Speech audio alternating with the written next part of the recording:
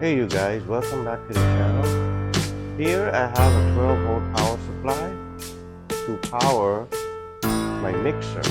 Now what happened before was the power supply went out and it stopped working.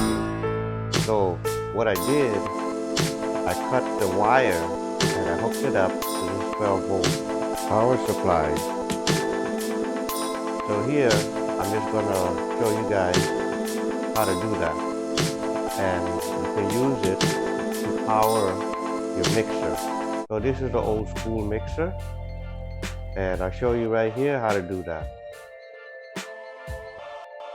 This plug we're going to connect to the mixer. We're going to use heat shrink wrapping to cover the solder joint. This power supply here is 12 volts, and you don't want to get the negative and positive mixed up. If you look carefully at the back of it, you can see negative and positive. And this is some of the stuff we're going to use. We're going to use this heat gun to heat up the shrink wrap.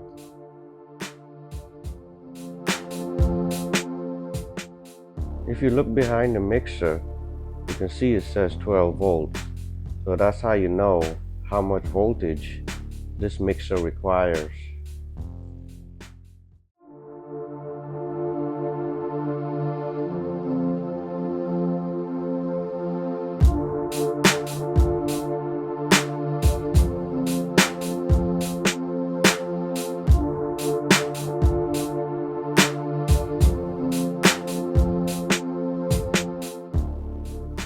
I'm just going to redo back this wire here because it wasn't done properly, and I wanted to try something a little newer rather than wrap it with electrical tape.